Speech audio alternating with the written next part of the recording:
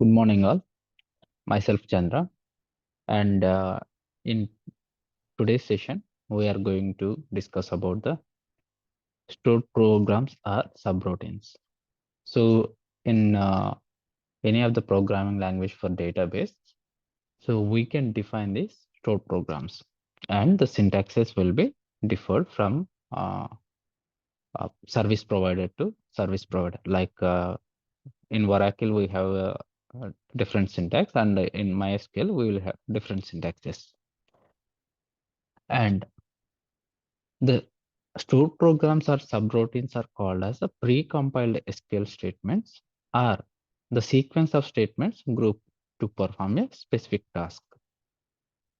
So instead of executing the select statement and then insert statement one by one, if we have any specific requirement to perform the as the group of or sequence of statements whenever we wanted to perform any specific task, we can group them and we can write the statements in a stored program so that it will be pre-compiled, and whenever we wanted to perform those sequence of statements, we can call that stored program instead of executing the statements individually.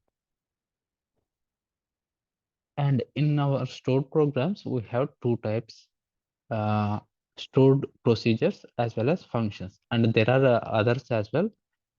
So in today's session, we are going to discuss about the stored procedures and functions. So basically, stored procedures,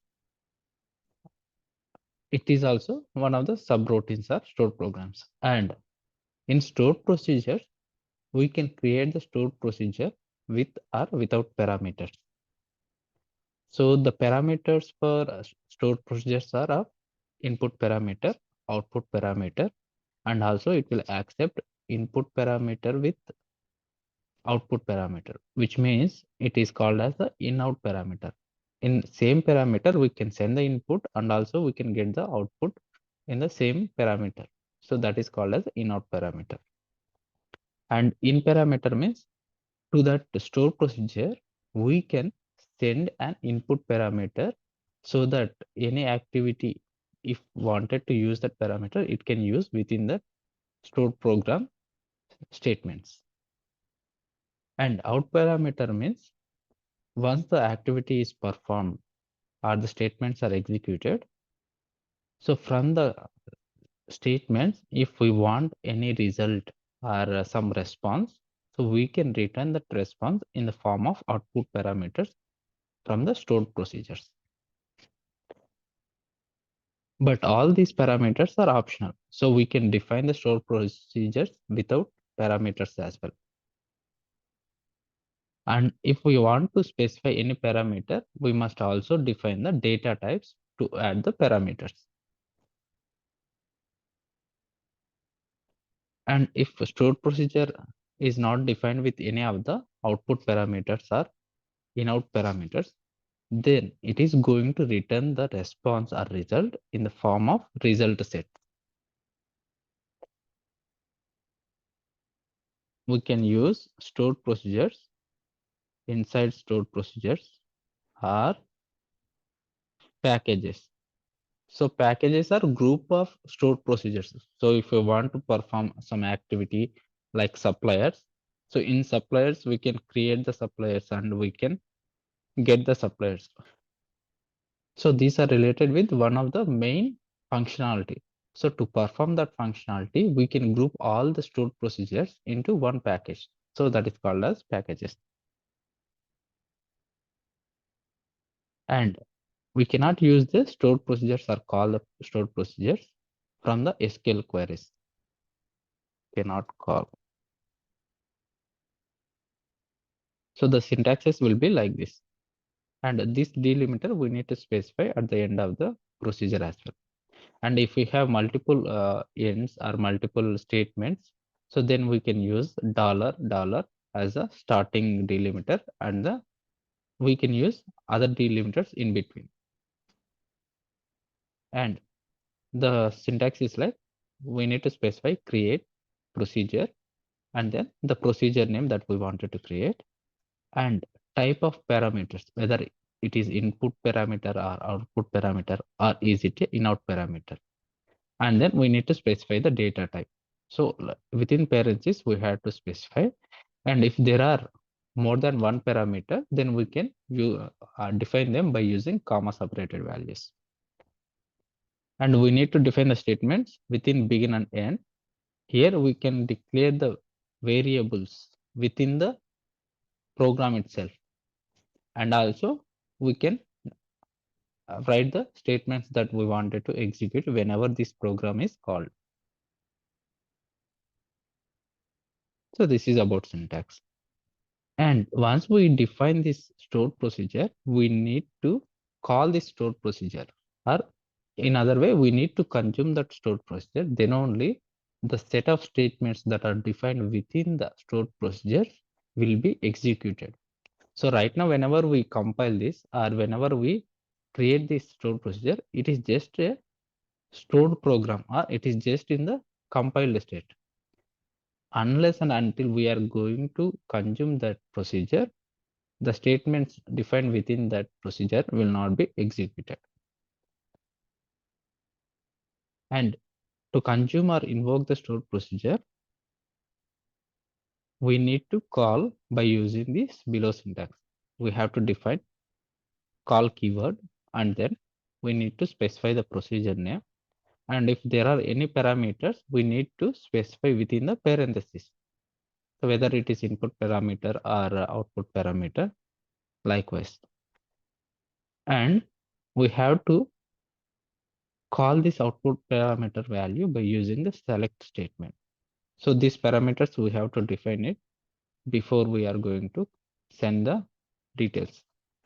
And there are no parameters for the stored procedure. We can call the stored procedure like this. So I'm going to define that as well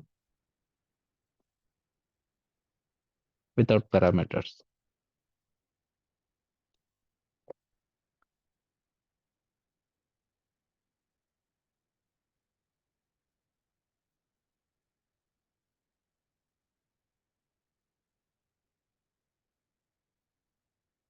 And let us discuss about the function. So this is one of the subroutines or stored programs. So in any of the database language, we can even create the functions. And these functions we can create with or without parameters. So parameters are optional. And it will accept only input parameters. So we cannot define the output parameters or InOut parameters whenever we want to create functions. And these input parameters are optional. And also the functions must return a value, so that we have to define a return statements and the data type for the function.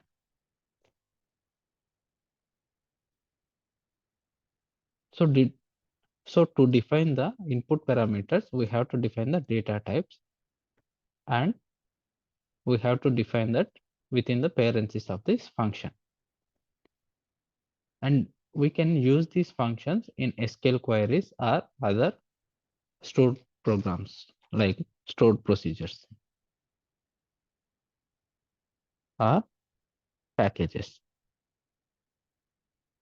So signature or syntax will be like below. We need to define that delimiter and create function name, and also input parameter, and we need to define the parameter name and data type.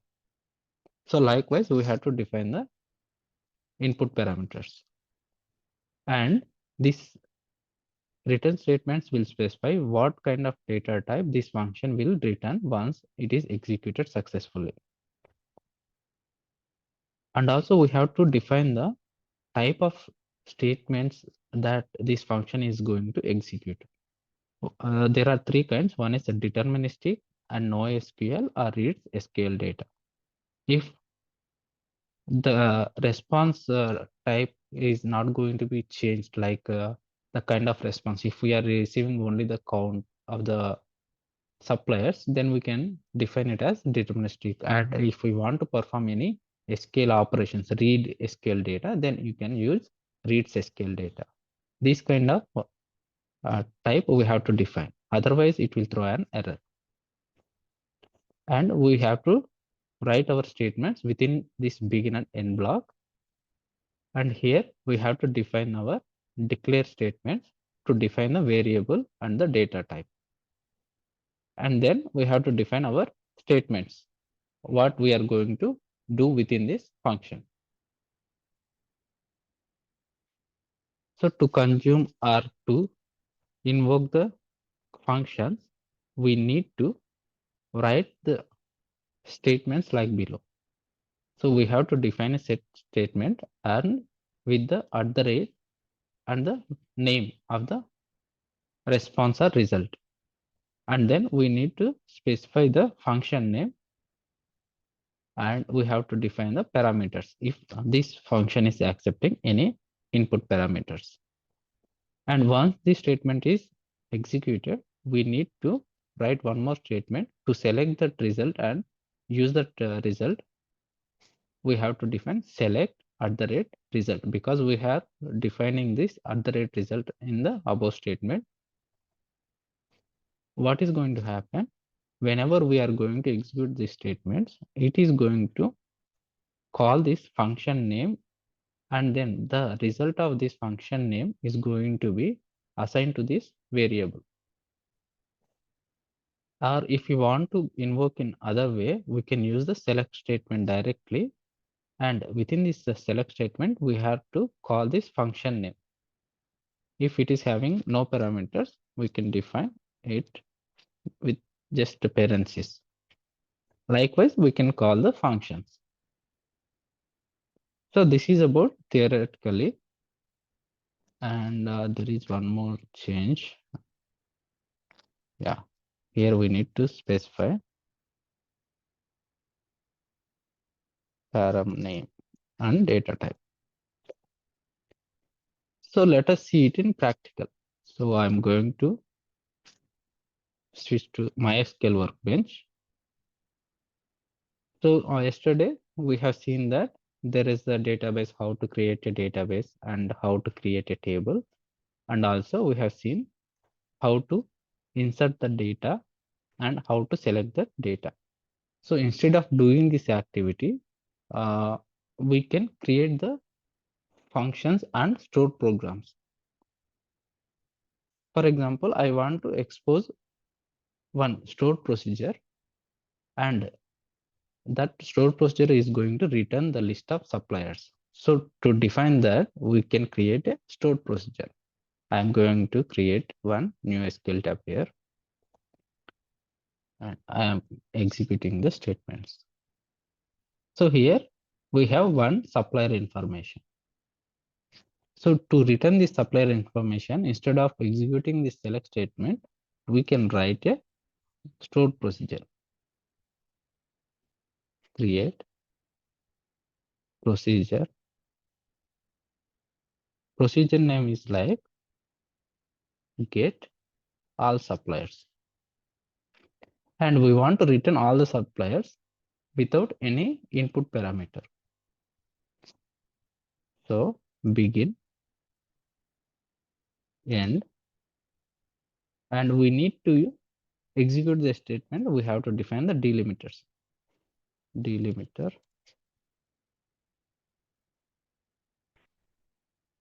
and then delimiter, so that we are making sure that this program is going to start from here and it will end here. And within this, I am going to write a statement, select star from hpt.suppliers. So whenever this program is called get all suppliers, it is going to execute this statement and it will return the suppliers information. And if we want to limit the result to return only few columns data, then you can write that column names here. I am going to execute this. Now this stored procedure is created within the database. To check that, we can go to our schema and then refresh this stored procedures. Now to execute this, we have a syntax call gets all suppliers. So this is our procedure now. Execute this command.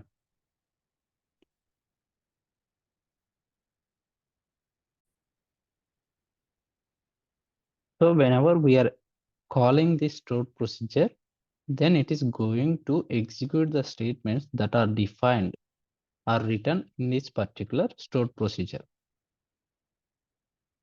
So if we want to perform more operations or more statements, then we can return here. So whenever you are going to call this get all suppliers information, if you want to perform some validation and then return the results. So all these kind of operations you can write within this procedure.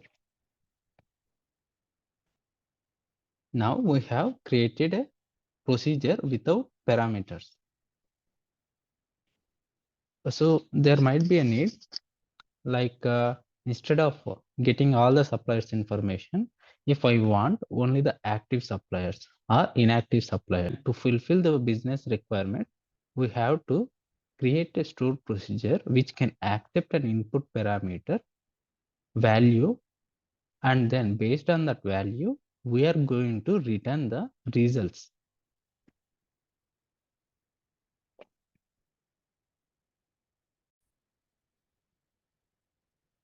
So first we are going to check the suppliers table, and within the suppliers table, if I observe, we do not have a status column here. So let us define a status column.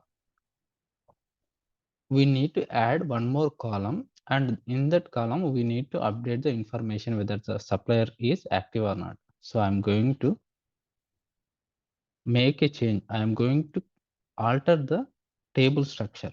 Alter table. Table name is hpt.suppliers, and within this we need to add a column. So add column. We need to provide a column name, status, and the data type. So this is going to store an information varchar data, means string data, and 10 characters. Let us execute these statements. So now we are going to store the information whether the supplier is active or not, and we need to update the information for the existing records as well.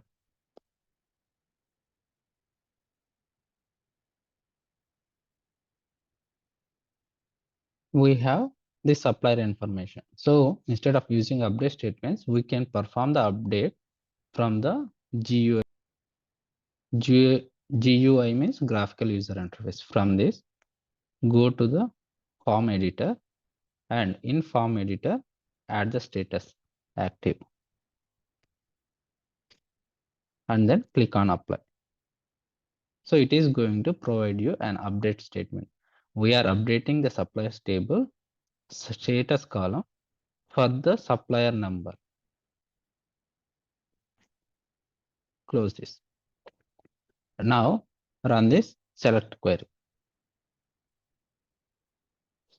So we can see this status is active or not. Likewise, we will add more suppliers information.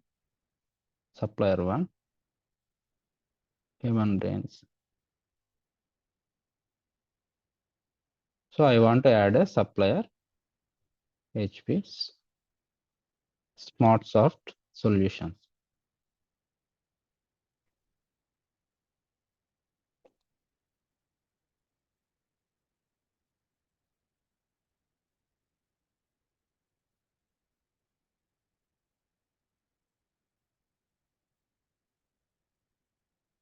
And here we are going to add one more column, status, and status is active.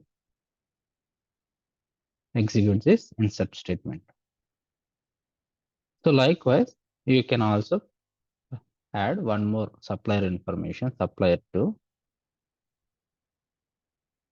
So add one more supplier, supplier 2, HP Innovations,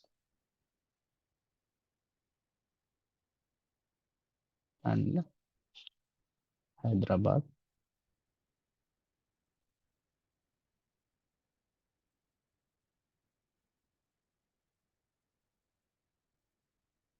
Mention the status as inactive. Insert one more supplier. So now we have 3 suppliers information. So instead of executing this command, we can run the get all suppliers information. So run this or call this get all suppliers procedure. And we can see that we have a 3 suppliers information and with the status. So now if we are going to provide a information with status, then we need to return that particular suppliers information only. So for that, copy this and then create one more procedure. So get suppliers by status. And we need to provide a parameter. So it is input parameter and parameter name is parameter status. And the data type for it is varchar.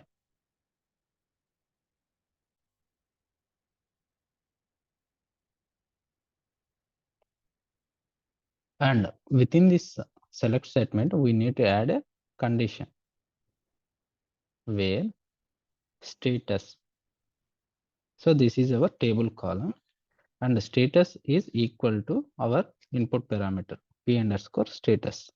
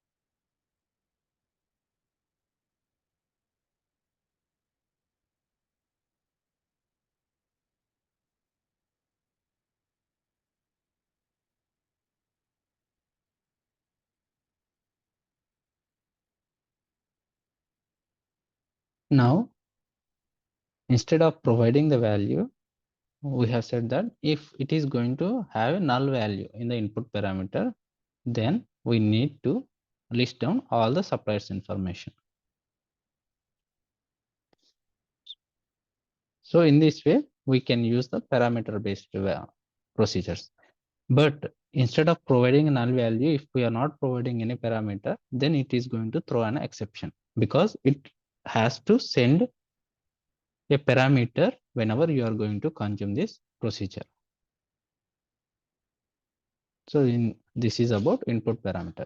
Now let us discuss about the output parameter, how it can return the results.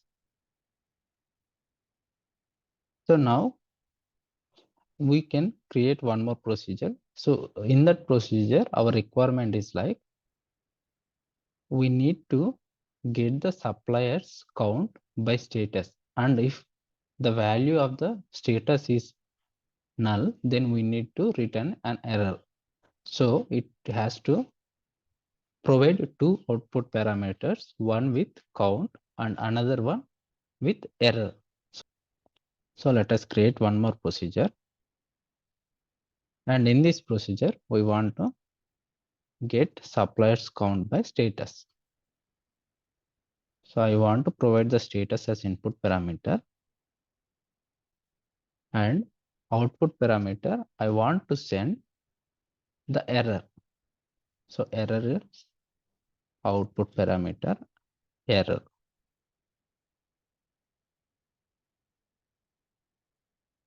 And data type varchar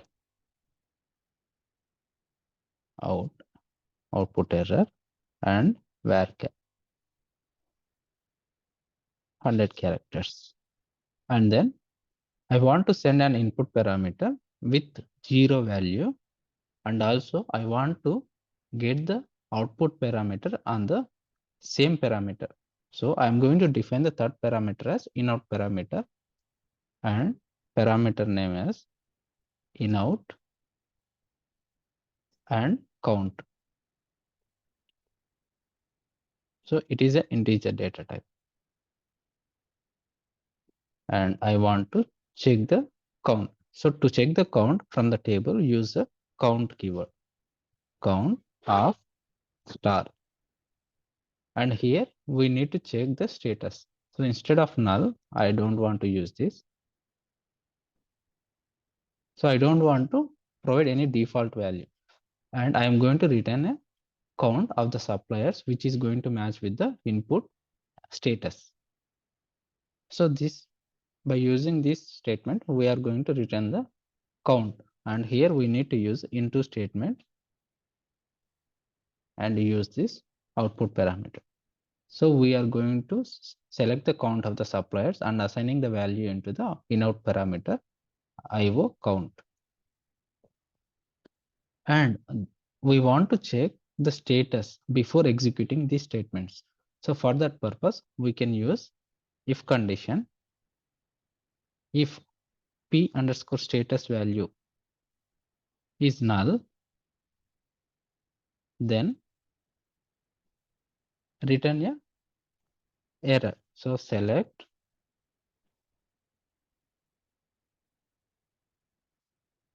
please provide status active or inactive values. And this message I want to return in output variable. And if the value is available, then I want to execute the statement and return the count.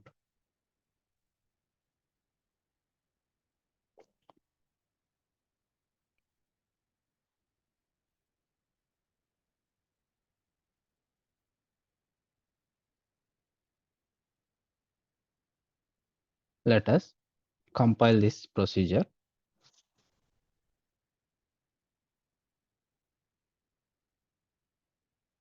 And we are going to consume this procedure or invoke. Call procedure name and the value active.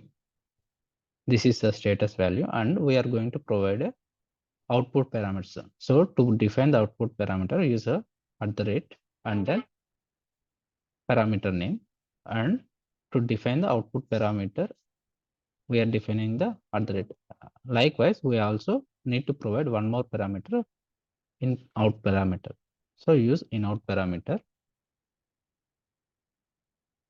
@ count and execute it. Now the statement is executed successfully. So to get these values, we need to write a select statement. Select @error, comma @s underscore count.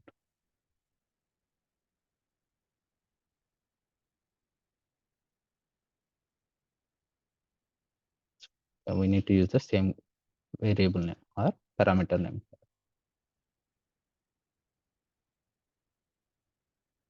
If we observe here, we are getting the values null and 2. That means there are 2 active suppliers and there is no error. Let us try to send the different value. Let us send a null value here. and execute the select statement. And whenever we are not sending the value, that means null value, then it is going to throw some error, and that is in the output parameter. And here we are getting the count as 2, which is wrong. So we need to reset that count. Here set the count, set IO count is equal to 0. That means whenever the status is null, we need to set the count 0. And let us try to execute one more scenario here. We are providing any empty string, then also we want to get that error, like we have to provide active or inactive values.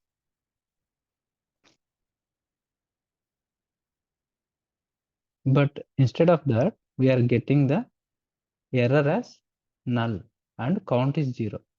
So we should get the error whenever we are providing the empty string as well. So for that, we need to make a change in the if condition as well. So p status is null or p status equal to empty. Then we need to throw this error and the count should be 0.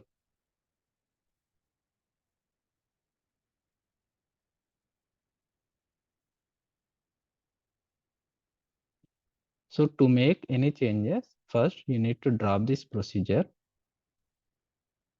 drop procedure name, and then recreate this. So once the changes are compiled, try to consume that procedure. Whenever consumer call, we need to call that procedure.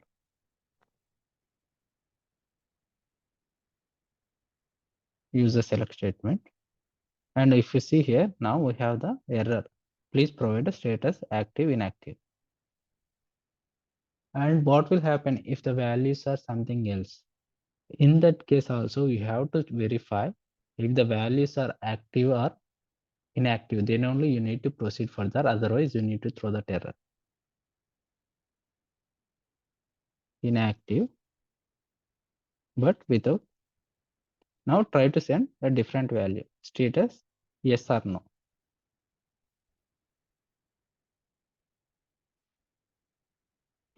Field list unknown column p status.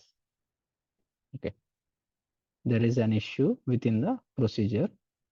So copy this input parameter name and use that. Drop the procedure and then recreate the procedure.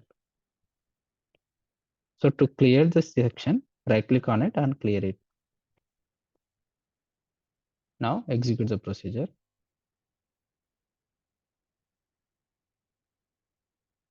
Now we are going to call that procedure. Let us check the response. So whenever we are sending the values other than the active or inactive, and also if empty or null values for that parameter, it is going to return an error. Let us try to send the valid value and check the result.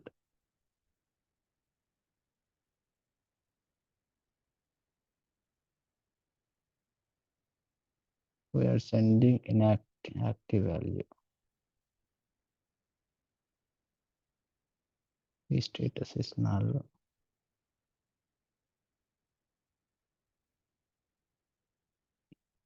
One second. I'm going to make changes like if this value is active or inactive, then I want to execute the statement.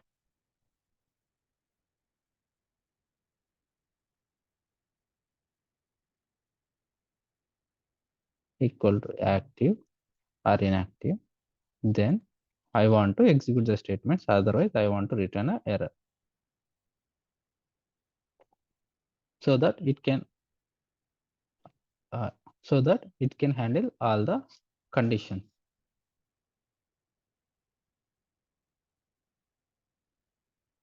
And here I need to reset the output variable to empty. set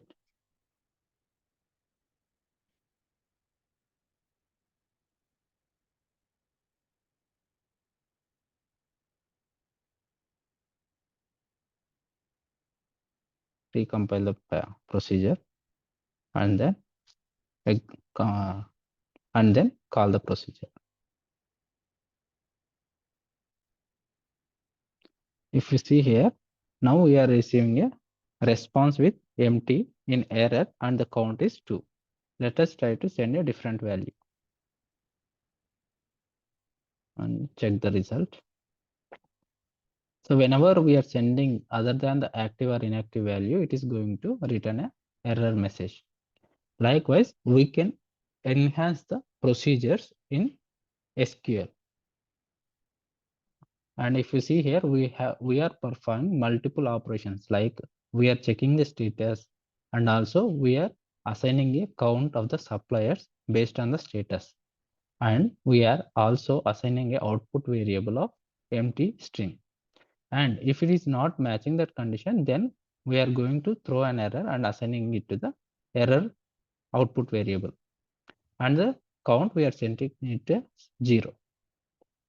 So this way we can have multiple statements that can perform a specific task. This is about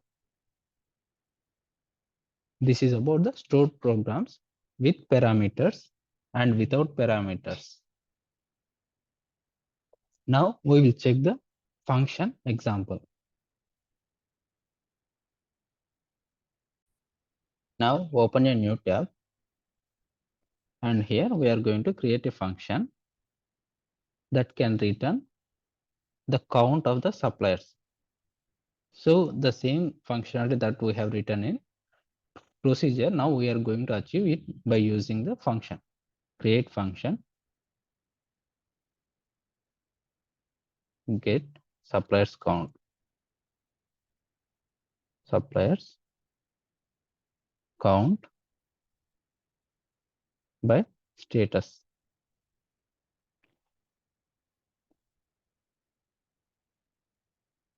You can pass the parameters, or you can leave the parameters as optional. So first we will create a function without the parameters.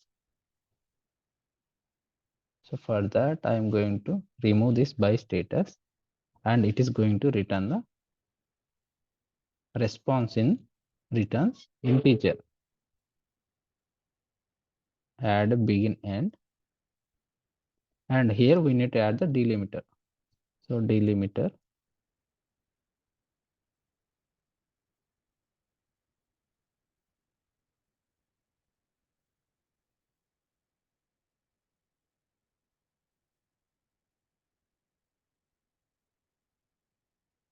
you can declare a variable if it is needed in our program. Declare, for example, status and type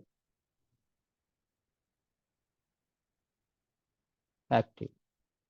So likewise, you can create the variables. Status type is varchar of 10, and we want to assign a default value. So it is going to declare one variable status, and it is of data type varchar, and it is the value default active. So whenever the program is going to execute these statements, it is going to create a variable with status, and the value will be active. Likewise, we can create the variables if it is needed.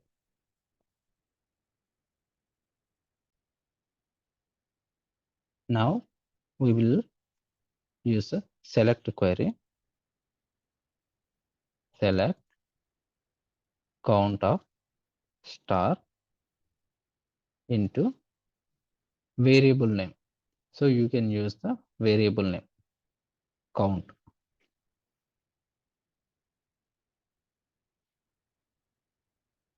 Suppliers count from hpt dot suppliers. So this is our statement, but here we are mentioning that it is going to get the suppliers count on inserting into a value or variable. And once we have this supplier count information, we need to use a return statement, return, and we are going to return that variable. So this variable information we are going to return into a function's response. Compile this program. And to call the function, we have a specific syntax. So our syntax is like set and the result. So I'm going to use this syntax, and here instead of function underscore name, use our actual function name.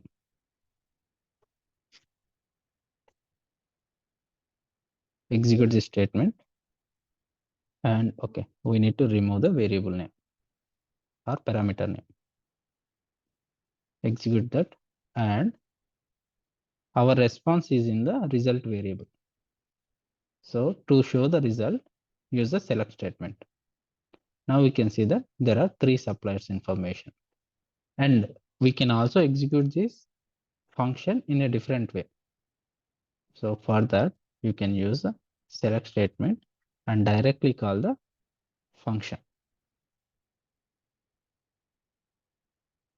Here you can see that get suppliers count 3. And there is one more important information. To rename this column name into a different value, you can use as statement and assign the name supplier count. So now instead of getting this information as get suppliers count function name, we are getting it as a column name of suppliers count 3. Now let us try to create one more function which can accept input parameter. Copy this.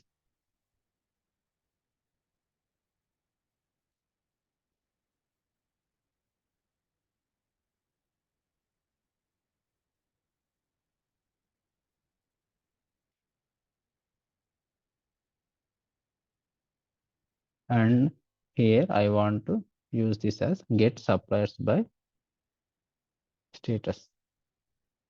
And I am going to provide an input parameter p status and data type varchar of 10. We need to use this parameter name in our select statement. So where condition status equal to input parameter name.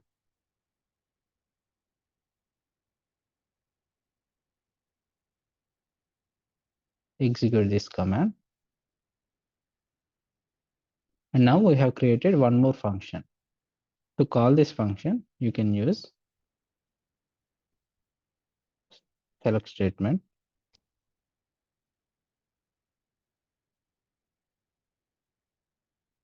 get suppliers count by status.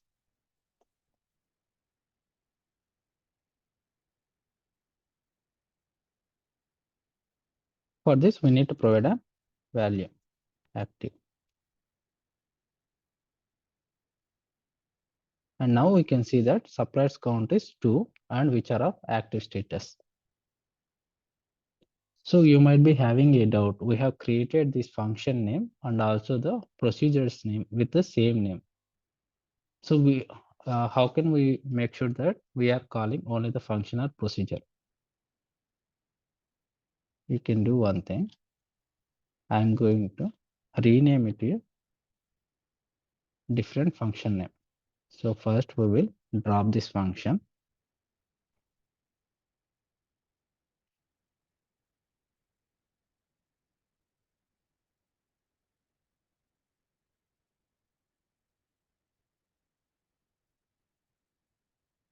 X.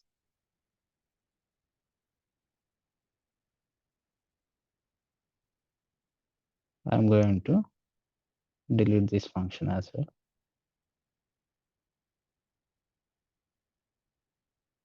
Now let us try to call these functions from select statement.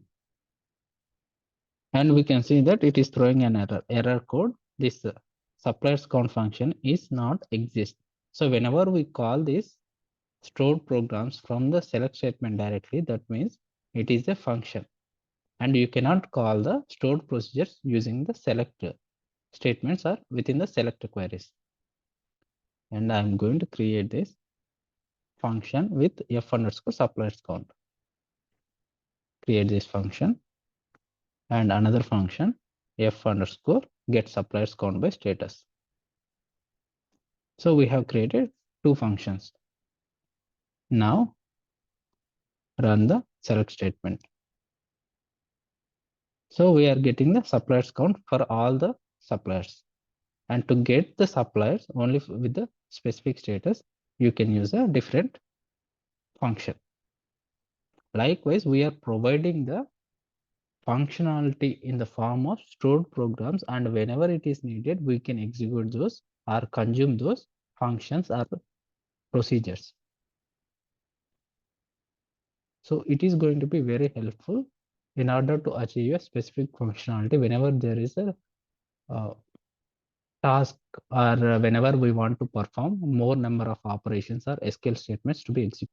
So writing of the stored programs or subroutines will be very helpful in the implementation or development of the databases whenever we want to perform some activity with a simple invocation. And till now, we have discussed about the database stored procedures and the connectors.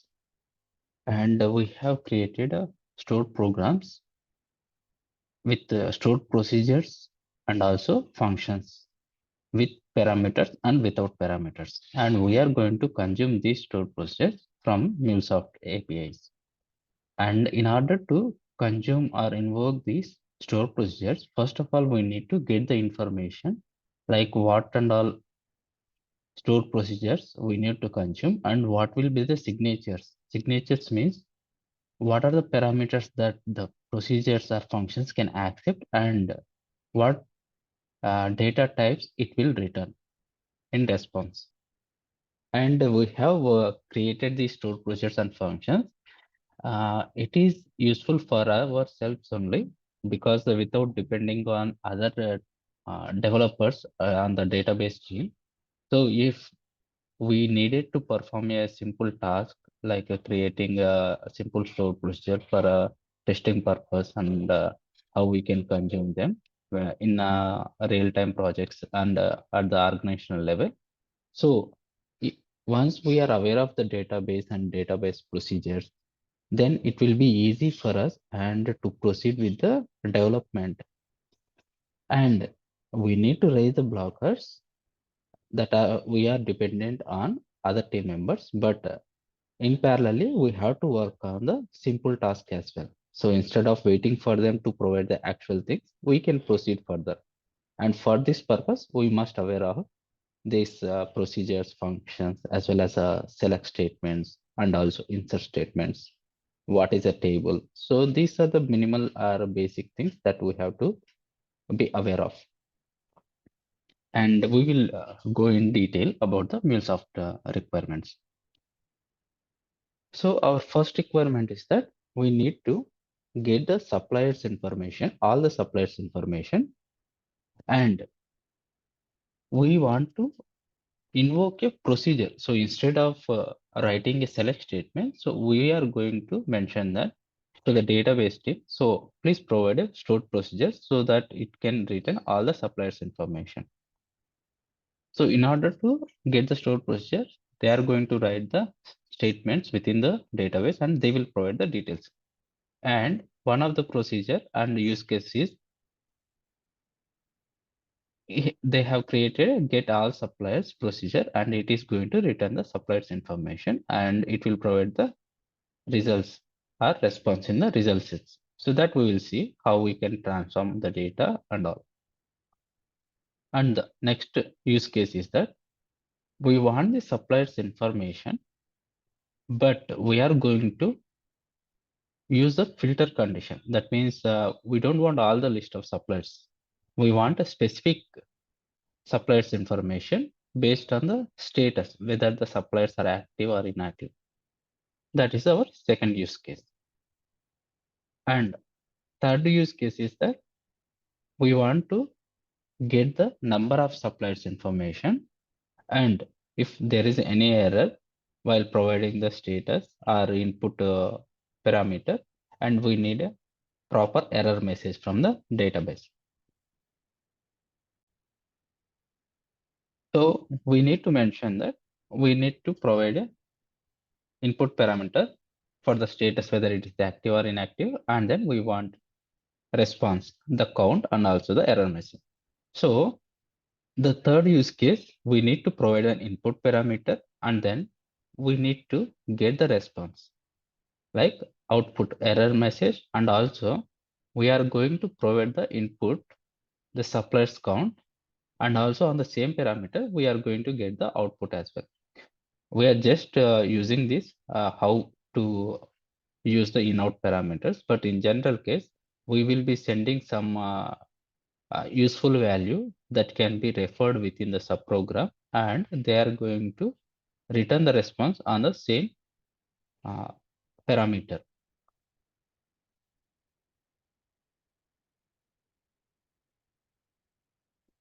And our fourth use case is we want to return the number of suppliers in the database. But in this use case, we are going to consume the function instead of the procedure. And fifth use case, we want the number of suppliers information based on the input status. So we are going to provide an input parameter to this function, and in response, we are going to get the number of suppliers based on the input status. Now I am going to Anypoint Studio, and we will create the first use case, create a new configuration file in our connectors API, and here DB stored procedure operations.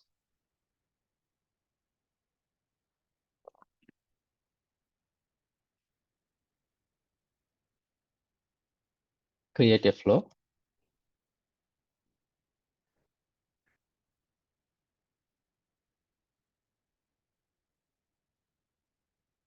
And here we are going to create a HTTP listener that can listen for the operation, and rename it to stored procedure suppliers operations flow. It is going to return all the suppliers information.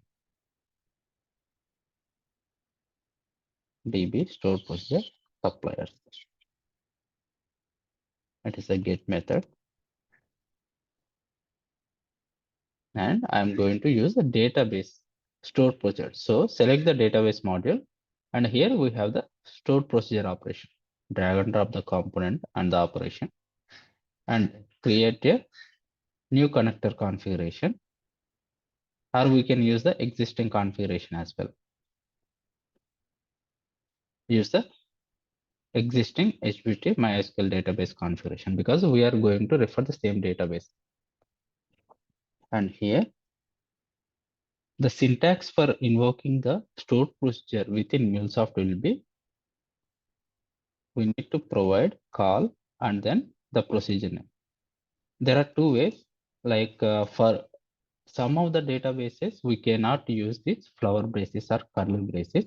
And for some databases, we can, and for most of the databases, we can use this curly braces syntax. So I'm going to use this. So we are going to call the database stored procedure, and it is not having any input parameters. Save the changes and deploy the application.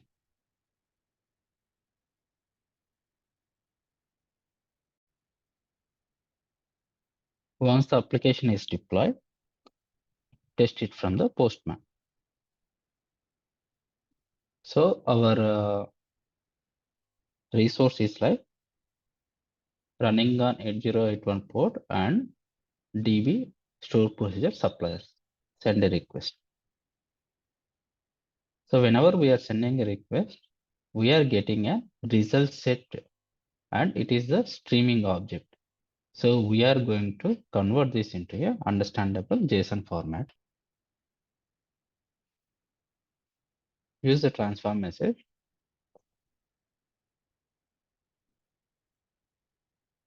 and here provide the payload.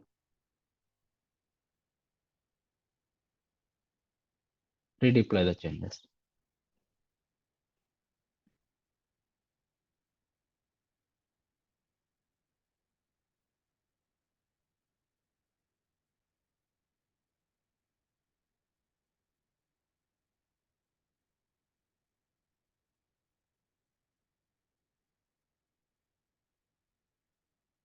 Application is redeployed. Send a new request from Postman. And if we observe, we are having a result set as array of suppliers information, and there is a update count 1. So as of now, there is no insert or update activity, and we are having a 0 as a response, and we are having result set array.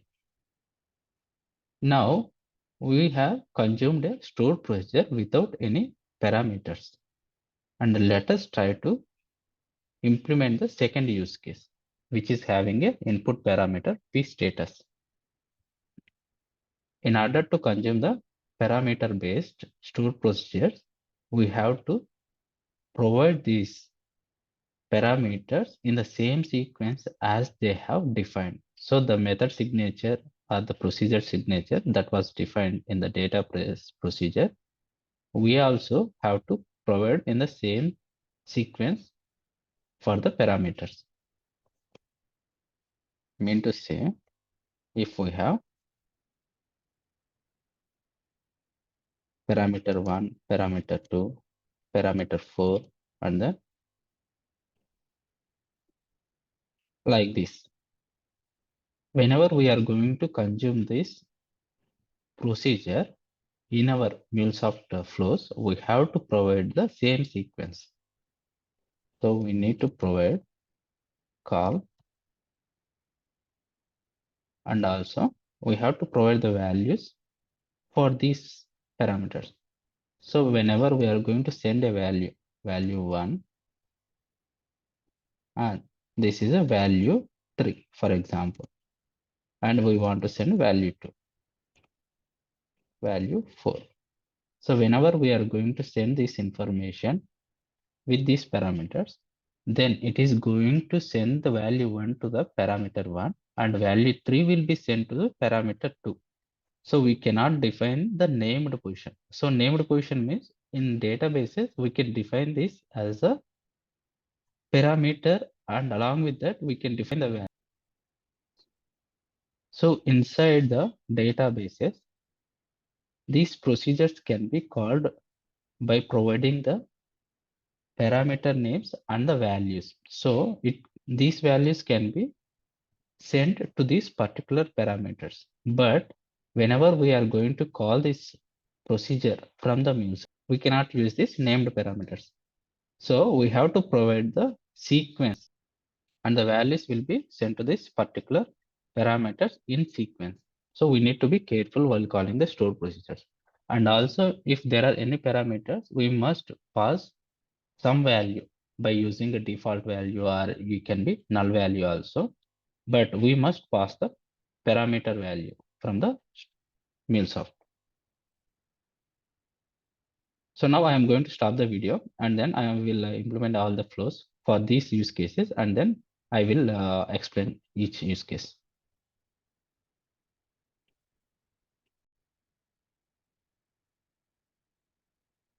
I have created a flows, and let me explain this. So here it is just an example of calling the stored procedure parameters in sequence from Mulesoft.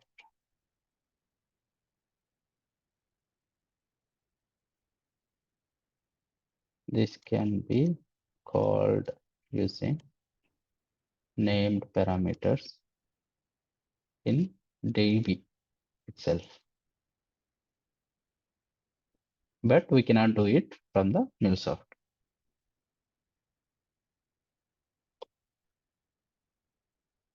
So this is just a procedure name. So I'm naming it as procedure name because we don't want to confuse this with our use case. And also calling the functions from Mulesoft will be different. Syntax will be like result. Since we want to assign the value of the function or response of the function to a result, and it is returning some response. And then we have to call this function. In this way, we can call the functions and assign the value to this result. And this result we not and this result we have to define in the output parameter section.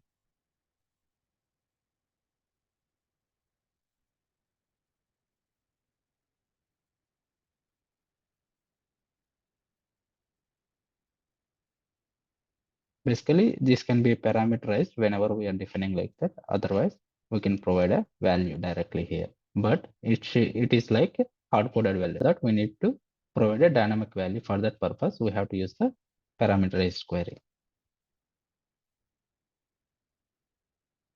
And calling this procedure for the third use case will be like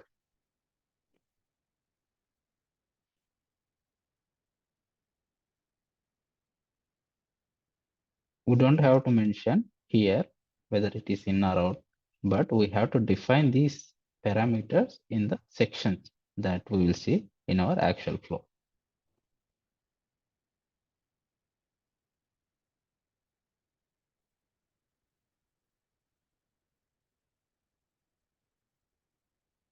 So these are the syntaxes.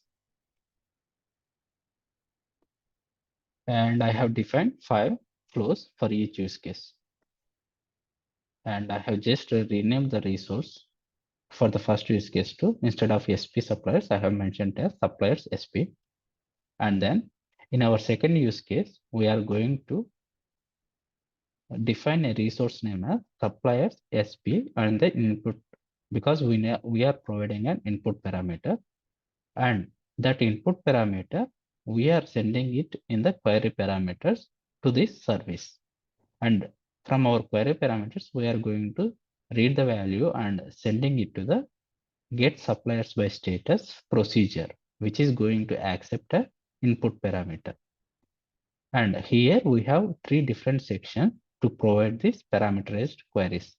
One is input parameters and another one InOut parameters and output parameters. Based on the method signature that is provided by database team, we need to provide the parameters here. Since P status is input, I have added it here. And then transform message to transform the response into JSON format. Likewise, for third use case, we have input, output, and also InOut parameters. And the resource name is like suppliers SP InOut. We are going to call the stored procedure, and it is having a method signature with 3 parameters. First parameter is input parameter, and the second parameter is output parameter. Third parameter is InOut parameter. So while defining and assigning these values, we need to follow the same sequence of method signature. And this P status is an input parameter reading a value from query parameters. And second parameter is output parameter. We need to define this O error in output parameter section. So in order to define these output parameters, first it was a none. So select the drop down list and then use the edit inline. And then you can define the value by clicking plus icon. And here we have to provide that parameter value that was provided within the signature or procedure parameters. And here we are going to define the value as O error, and we need to define the type of the response that it will return. So these are the different types of responses. And we have to ask the database team what would be the data type that it will return in case if it is not provided. So in our case, it is going to return varchar. I'm canceling it and let us open this. So it is our O error and it is returning a varchar data type. Likewise, we need to provide InOut parameter if there is any.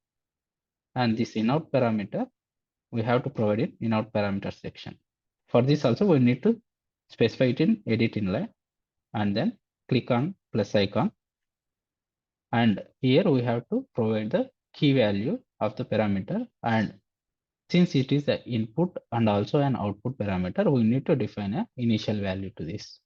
Or you can read it from the variables also. So click on finish. And then we are returning the response in JSON format. And this is the fourth use case where we are going to consume the function. So I have provided this service as suppliers function.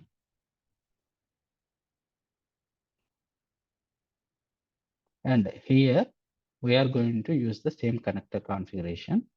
And to call the function from Mulesoft, we need to assign this procedure response value to a variable or parameter. And that parameter we have to define as output parameter within this section. So I am adding it in the output parameters. And the data type is integer. It is going to return an integer from the function. Here it is a JSON output format. Even though we are calling the function of database, we need to consume that as the database stored procedure operation within the Mulesoft. So in order to invoke the stored programs like packages, stored procedures, functions, we can use this stored procedure operation of Mulesoft database component. And now we will see the fifth use case. And in our fifth use case, it is the functions parameter based. So define the resource as functions param, and we'll see the database component operation. And here we are going to call the function get suppliers count and providing an input value status. And that parameter we have defined in the input parameter section and reading the value from the service of query parameters. And since it is a function, it will return a value. And that value we are assigning it a suppliers count. So we are going to define this suppliers count as output parameter. And it is of data type integer. So we have defined 5 use cases implementation. Let us test one by one. So this is our first use case, localhost. I have changed the resource now. Let us test this first. We need to deploy the application.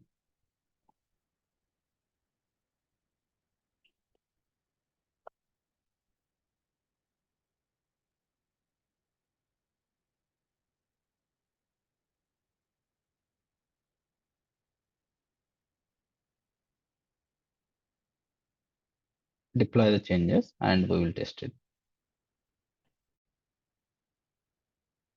Application is deployed. We will test the other use case. So our other use case is stored procedures with input parameter, input, and send a request. So it is and we are sending a request to the input parameters, which is going to accept a status value. And it is returning all the suppliers information, even though we are not providing a input status. Let us add the query parameter status and then send the value active. So it should return only active suppliers information. If we see, we are getting only the active suppliers information. Now let us change the value to inactive and send the. And we are getting only inactive suppliers information. If we are going to provide any value that is not available, then we are getting a result sets of empty array. Based on the requirement, we can enhance the service. If there are no valid values in the status, then we can throw error. Let us now check the third use case. In our third use case, the resource name is InOut, and this InOut needs to be sent with a query parameter status. First, we will try without sending the query parameter. So we are having an issue like parameter number 2 is not an out parameter. So we'll check this. Third use case, input output. And here we have status, error, and count parameters. And we have defined the values and parameters correctly. But there is some issue. Let us try to send the status here. Status equal to active. Okay, we are still having an issue. We will check this later once we see the other use cases. So let us test one more use case. And for this use case, we need to mention the resource name and functions and send a request. DB suppliers, no listener.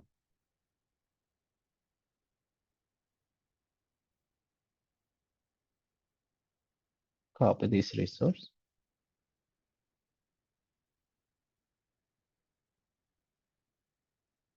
Send a request again. Unable to detect function name from this call. Okay. Add the schema name whenever we see this kind of issue. Schema name or the database name here. hpt.suppliers count, and for the parameter function as well.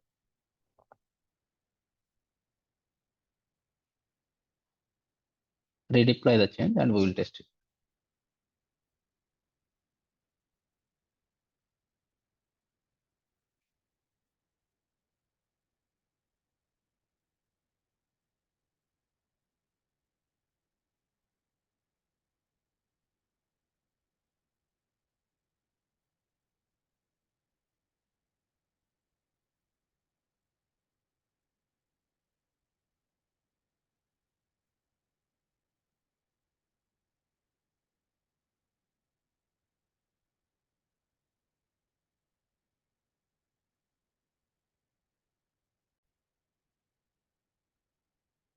We will test the functions operations as well, and then we will see and resolve the issue for stored procedure which is having in-out parameters.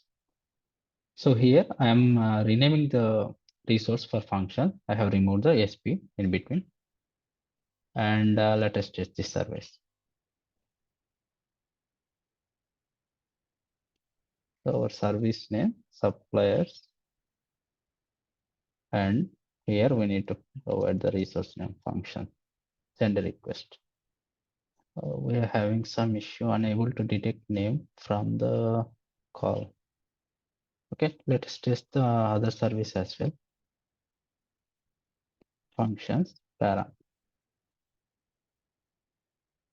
Okay, here also we have some issue. Let us resolve this. So this is input output.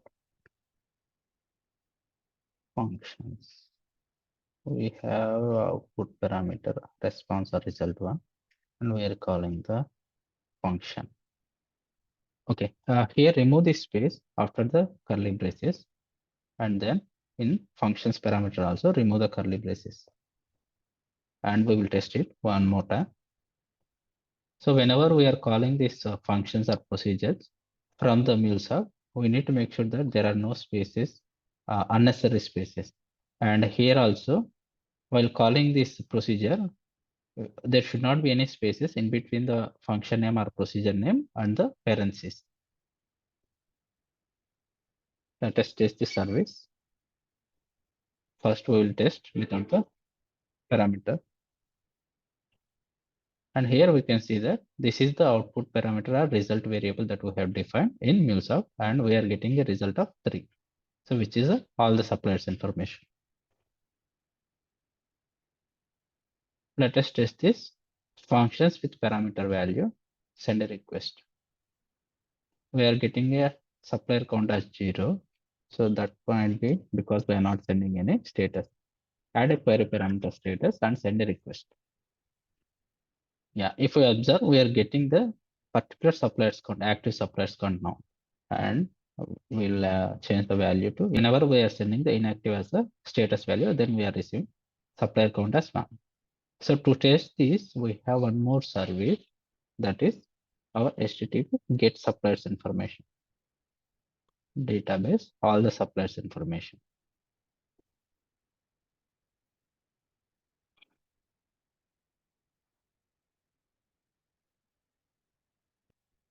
So it is going to return all the suppliers information, and we have 3 suppliers, 2 active and 1 inactive.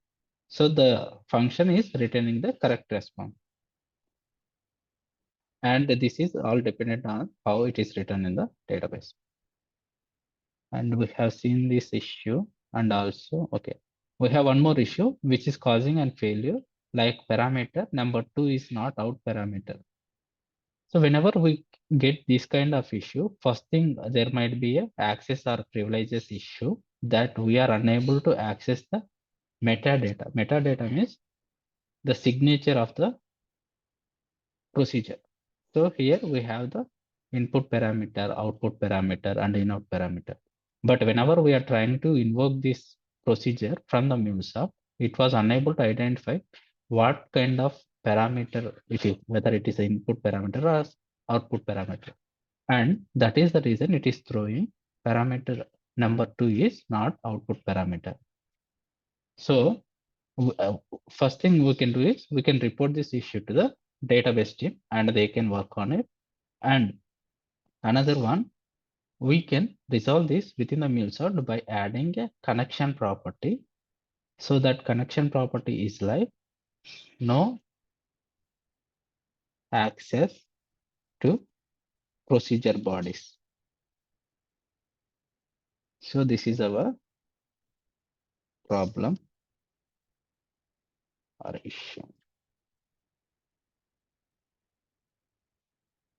Solution is add connection property. So we need to say define or add this connection property to true, so that we are making sure that we do not have access to the procedure metadata, and we need to define these output parameters and in-out parameters within the Mulesoft. So this can be applicable to other technologies as well, whoever is consuming this database procedure. Either it can be Java or .NET, PHP, any of the technology. Now we will try to add this configuration.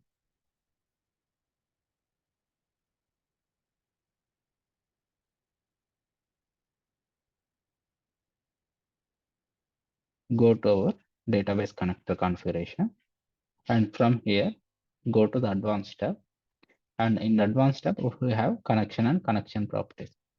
Click on the drop down on edit inline. Here click on plus icon to add the key and provide the name of the key or property, and value will be true. Click on finish and click on OK. Save the changes and redeploy it.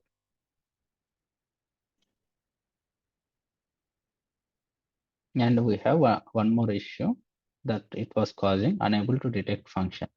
So this is our problem.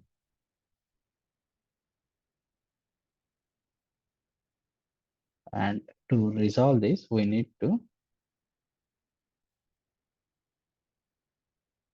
must call procedure or function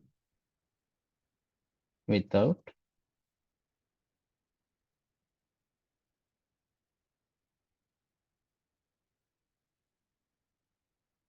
spaces.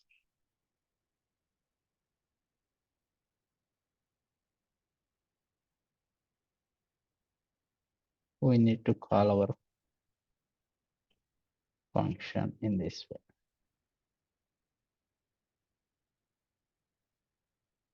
Let us check if the application is deployed.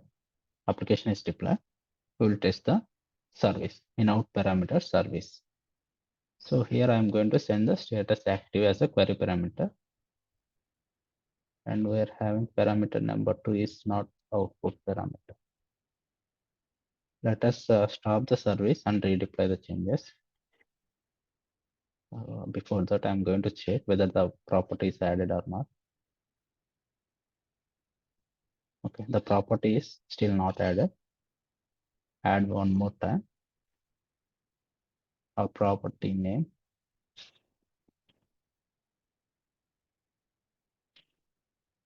And the value. Save the change. Just re-verify one more time. Yeah, now the property is added. Deploy the changes.